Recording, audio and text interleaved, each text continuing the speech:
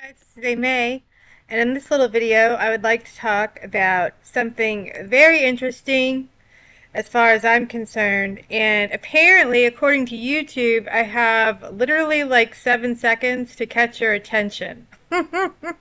Which is, I read that the other night and I thought, who cares? I mean, whatever. So there's no bars on these windows. I mean, but I do have a lot of interesting concepts. I will say that, and I can't do shorts. I mean, nothing irritates me more than a short. I rarely watch them. They're just too short. I mean, how can someone condense profound thought into under like 2 minutes or a minute and a half or whatever? I can't. I can't do it. And how can you actually ever grasp an interesting philosophical concept in that at that speed? I mean, it's just another mechanism to inhibit the ADD, which is already ingrained into the mechanics of our brain, and that's just, that's what we miss in the analog age of people actually sitting and conversing, having long, detailed, philosophical, 3 or 4 cups of coffee or wine or whatever, deep conversations. Like this is just this. We're missing this in this current construct, if you will. So I don't like being under the pressure, but I am going to try to be a little more brief than I was in the last video. I know I can stretch it out, but this is important. This will give you a braingasm. If nothing else will, this will. This is all to expand what you've been conditioned to believe, what is true, what is real. Much of it is not, and it's opening the expansion and opening of the layers of the mind, essentially, which is kind of different than the brain, obviously, as the mind is kind of outside of you, as far as I can tell. Is like the receiving antenna of the downloads, the programs. But we appear, those of us that seek alternative truth, or what is really true, or as close as we can come to it, we appear to be on a different wavelength, on a different frequency, right? Than those on the download, which some would call NPCs or Automons. So we are more real-souled SOL beings, and somehow we got into this place, down a hole into this place, right? So anyway, having said that, I've had this notion for a while, for quite some time. This feeling, like especially upon waking up, sometime, not waking up in that sense, but like really waking up. So from the bed, like just like I'd slept like 1,000 years, and that in conjunction with the mandala effects. I've just come to, it's just hit me like an epiphany, like a ton of bricks in the last, I would say, year and a half or so, that I thought I'm reliving something, or I'm experiencing something quite close to what I have in the past. Now that can be, if you are of the thinking that we live many lifetimes, reincarnation, or we repeat the same life, the same existence, that would be in line with this concept. Like quantum immortality, but in a different way, in that we slip into alternate dimensions, and I believe it's possible even through sleep. Even through sleep, or accidents where you almost have an accident, and this has happened several times in my life, drowning, car accidents. Somehow I miraculously walked away, right? But did I, is the question. Did I really, or did I slip into a different vibration? Perhaps one that is lower. Because things have significantly altered since even when we were kids. Doesn't it feel like a different place? Feels like a different place. And we just rationalize that, right? Or we say, maybe it's the we can say it's technology, it's AI, it's an overlay, something's been implemented. But here's the thing I want you to understand, and I've said this before, and I'm absolutely certain on this, that consciousness wants to exist. Consciousness wants to experience. And energy, even when you get on the most scientific level, which science in this realm is just funded and altered, and so you can't, we know that. But when I mean in a very scientific sense, if you had a real scientist, you could find out quickly that energy does not die. Well, you are made up of electricity and energy, right?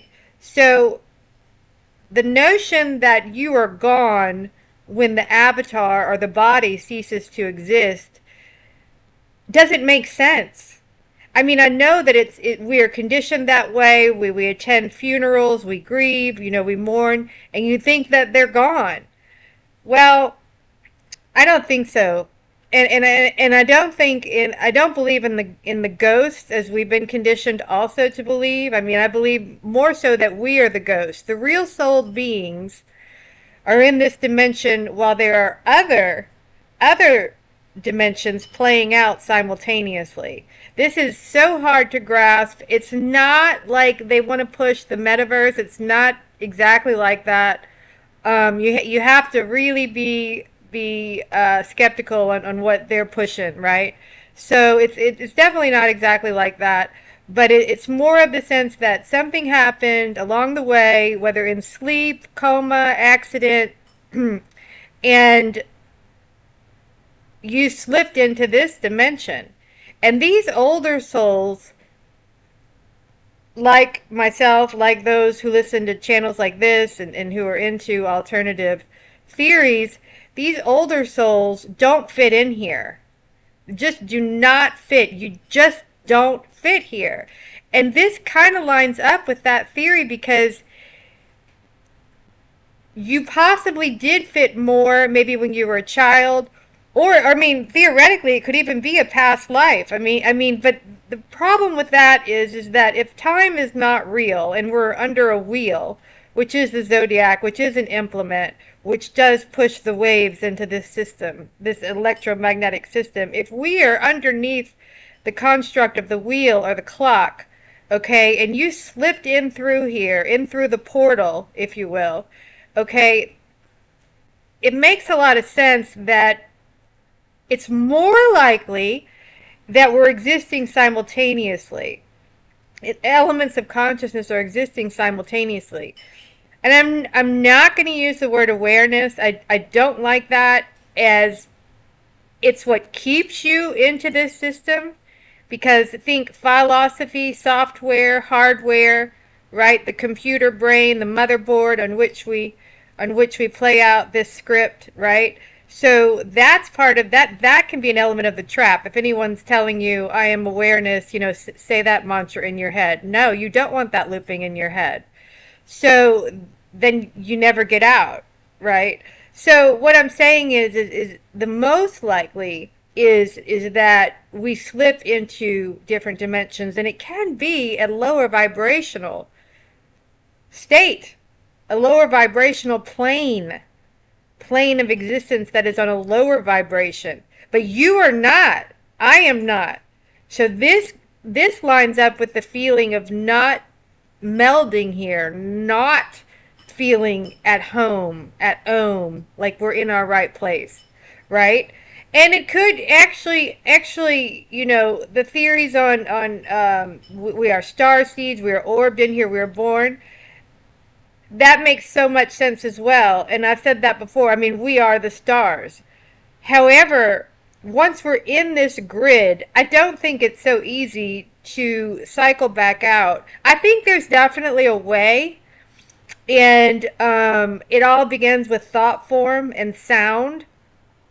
If we look at the word death, the TH in death, actually, if you do any research in etymology, you will find that TH is F also, right? It can be interchangeable with the letter F, death. So That's when there is no sound and there is no thought. But so we play on so many loops here, so many cycles, because this whole system is built on cycles and loops. If you just think about how music, the lyrics of and the looping, right? It's poetry, and they just loop repeatedly, the songs. You know, it's part of the programming to keep you locked into the system. And I'm not going down that road of saying it's a hell realm. I mean, there are definitely hellish aspects here. However, once we realize that we are emanating from the I, EYE, and all the YOU is coming from the EYE, it's more that outer space is actually inner space. It's stemming from your consciousness. That is when you can understand better the concept of magic and mind over matter, right? And if you ever want to quit the cycle. I mean, some people might not want to. They honestly, they wouldn't. And actually, probably, likely, the newer souls who are somehow kind of factory models of this existence, the newer souls that don't know other existences or dimensions like we do, and I'm sure that we do. I mean, I know we have amnesia, but it's in there. It's definitely in there. So those souls are more at home. They feel more. They just work here, and they work for us as we generate more with our heart, with the heart and the brain. I mean, the most powerful mechanism we have and what helps uphold this construct is the heart. And when you realize that the etheric body, the etheric invisible self, which surrounds us, right? Because we are a soul we are, excuse me, a body in inside of the soul. We are a soul, but our body fits into the soul, and the soul is quite vast and quite large. I would guess anywhere, especially those who's played out this system so many times, maybe 6 to 12 feet. I mean, I've noticed at times I can open a door way before I get to the point of my avatar where it's close to the door. I hope I explained that right. But you know what I mean? And now a lot of that is electricity too. And they're firing us up with all these 4H towers, right? I'll let you decode that one. So what I'm saying is those are just waves, and they keep the electromagnetic system, which is basically it is created or reinforced and induced essentially by the mechanisms of the sun and the moon.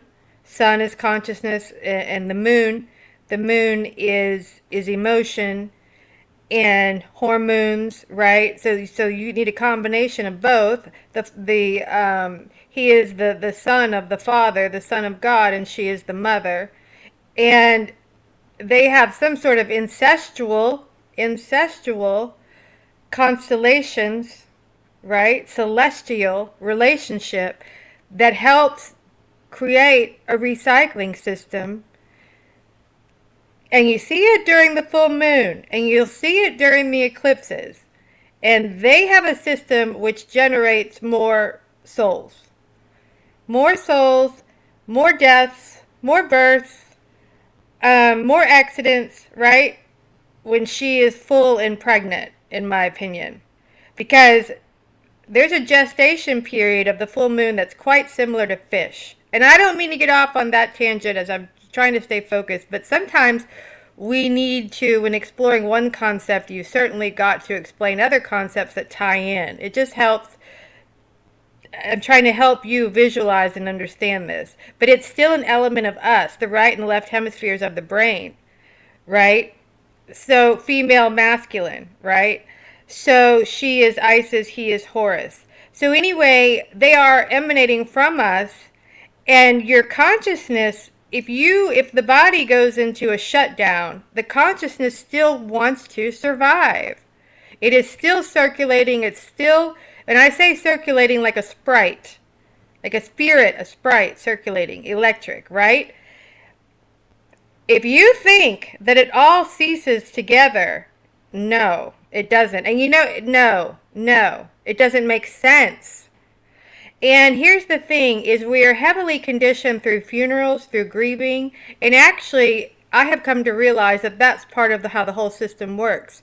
Like, oh, Fred is gone. Fred is dead. Oh, good. And you're so sad. Everyone. So all they're thinking are memories of Fred. Well, this just supports the whole construct, and Fred goes on to another level of a dimension, right?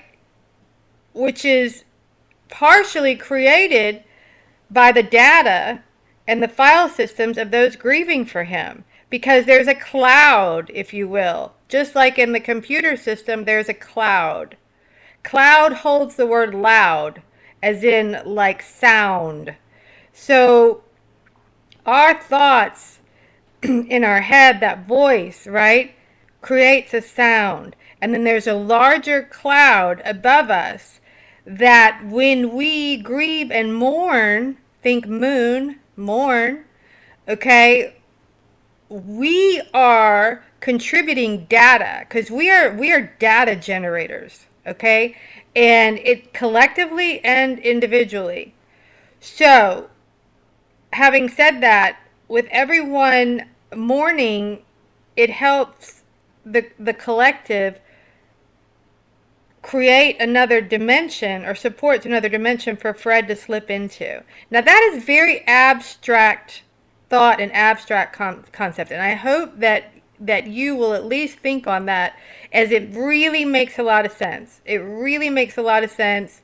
And the thing is, the reason why it works so much with to believe that the soul dies with the human, to believe that, well, if you do, the likelihood of slipping into another dimension is quite high. But let's not forget that knowledge is power. So if we can better understand this concept, some would call it quantum immortality, whatever. It's like an immortal portal that we have existed. Did you come into this place through a portal? And I mean, you did, because the human female was the portal, right? By way of the male. And for a lot of us, we realize that there are portals in the sky also. I mean, how did we get here, right? If you're an orb, if you're a star. Portals make a lot of sense, too. So, the immortal portal. It just seems to me, with all the changes, we look at the Mandela effect, it just seems to me that death is not what we're told, and it's rather an infinite system. But I don't think, now some people will say soul trap, and soul trap is just, you can't escape, exit. No.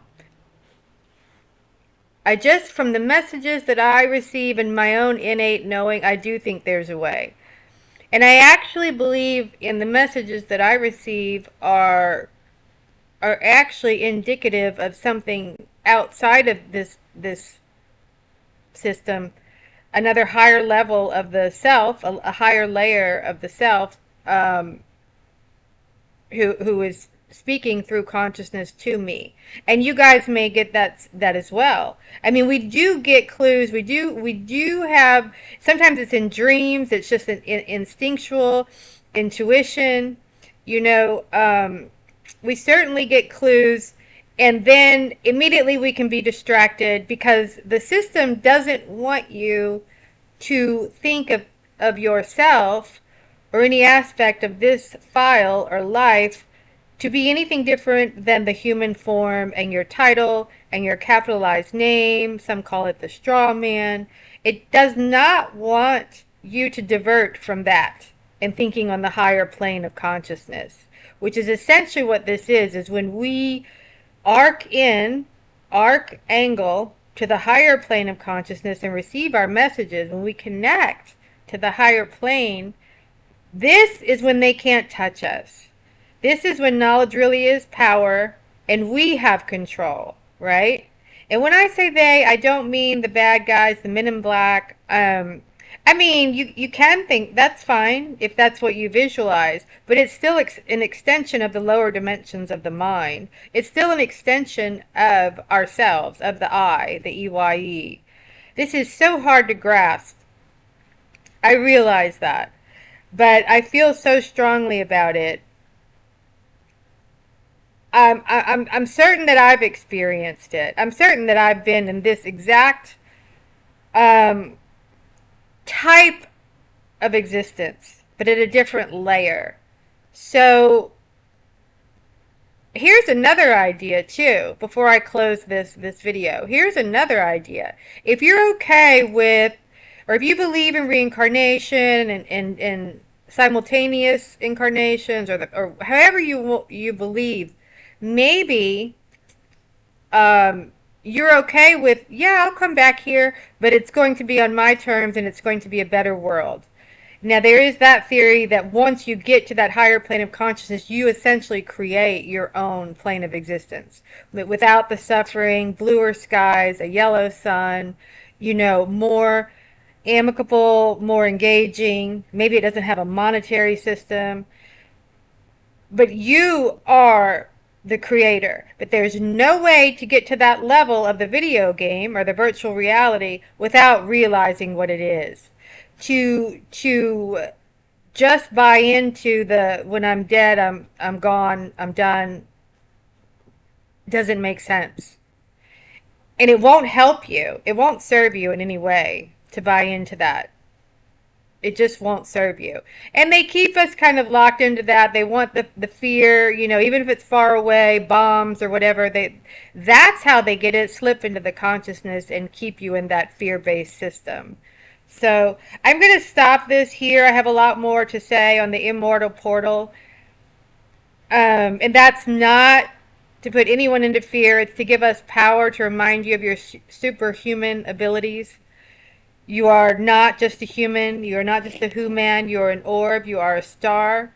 And I will stop this here. I'd love to see your comments and your thoughts on this, especially as we soon head into spring, into the rebirth and the Renaissance, and we move soon into Aries, which is very exciting. It's the first house of the zodiac, and it's the Ram. It's memory.